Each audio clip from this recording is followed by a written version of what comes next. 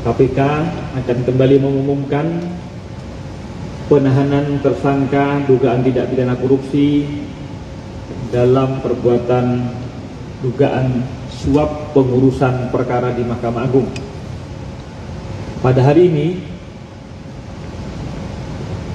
Selasa tanggal 6 Juni 2023, kami akan menyampaikan perkembangan penyidikan perkara dugaan tindak pidana korupsi suap dalam pengurusan perkara di lingkungan Mahkamah Agung. Sebagaimana telah kami lakukan proses sebelumnya, dalam perkara ini KPK telah menetapkan 15 orang tersangka atas nama saudara JS dan kawan-kawan. Dan saat ini perkaranya masih dalam tahap penuntutan dan sidang di pengadilan. Setelah mencermati hasil perkembangan baik dalam proses penyidikan, proses penuntutan, dan juga fakta-fakta hukum yang terungkap di persidangan perkara dengan terdakwa saudara GS dan kawan-kawan, KPK menemukan bukti permulaan yang cukup adanya dugaan tindak pidana korupsi yang dilakukan oleh pihak lain, sehingga berdasarkan kecukupan alat bukti dimaksud, KPK meningkatkan status perkara ini ke tahap penyidikan dengan menetapkan 2 orang tersangka. Pertama, saudara HH, hakim dan juga sekretaris Mahkamah Agung. B, DTY, wira swasta, komisaris independen PT UEB. Untuk keperluan penyidikan, tim penyidik melakukan penahanan di rutan selama 20 hari pertama terhadap tersangka saudara DTY terhitung sejak tanggal 6 sampai 25 Juni 2023 di rutan cabang KPK di Kafling J1. Konstruksi kasus ini diduga saudara HH yang dilantik menjadi sekretaris Mahkamah Agung pada tanggal 20 Desember 2020 atas saudara HT, seorang debitur operasi simpan pinjam, beberapa kali menghubungi tersangka DTY untuk melakukan komunikasi telepon terkait pembicaraan pengurusan perkara yang sedang dilakukan oleh saudara YP selaku pengacara. Kemudian saudara HT meminta bantuan tersangka DTY untuk mengurus perkara yang sedang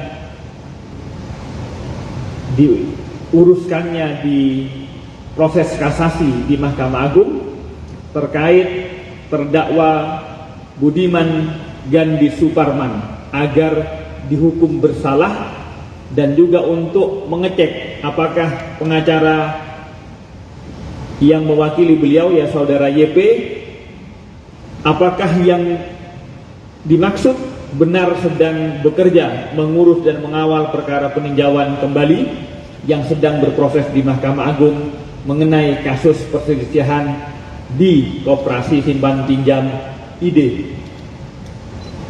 Selanjutnya tersangka DTY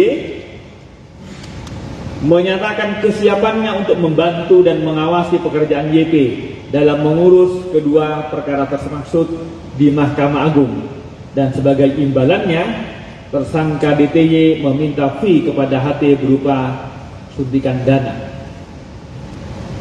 Pada sekitar Maret 2022, saudara YP juga berkomunikasi dengan tersangka DTY dan juga menginformasikan melalui hasil tangkapan layar dari perkara nomor 326K/PIT/2022 kepada tersangka DTY mengenai komposisi majelis hakim di Mahkamah Agung yang menangani perkara yang sedang diurus tersebut. Masih pada sekitar Maret tahun 2022, selanjutnya saudara HT juga mengajak tersangka DTY ke kantor saudara YP di Rumah Pancasila, Semarang Indah, D16 nomor 5 Kota Semarang, sehingga kemudian saudara HT, saudara DTY, dan saudara YP ketiganya bertemu di tempat tersebut.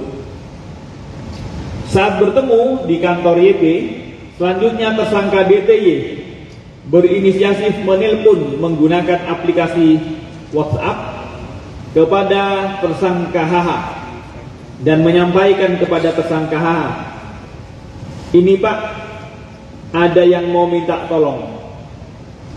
Ini ada rekan saya, orang Semarang, sedang mengurus kasus di Mahkamah Agung.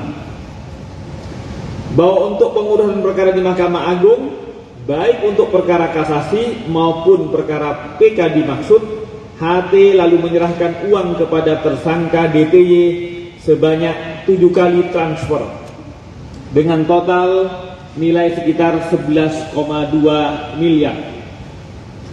Sebagian uang tersebut diduga diberikan oleh tersangka DTY kepada HH pada sekitar bulan Maret 2022. Pada tanggal 5 April 2022, tersangka DTY kemudian menginformasikan terkait putusan kasasi pidana kepada saudara YP dengan kalimat, "Udah aman 5 tahun Bang." Yang artinya tersangka DTY menginformasikan kepada YP jika putusan perkara nomor 326-K-PIT-2022 atas nama terdakwa Budiman Gandhi Suparman diputus bersalah dengan vonis penjara selama 5 tahun sebagaimana permintaan saudara HT. Atas perbuatan tersebut, saudara DTY bersama HH diduga melanggar pasal 12 huruf A atau pasal 12 huruf B dan atau pasal 11 Undang-Undang Tindak Pidana Korupsi nomor 20/2001 Junto 3199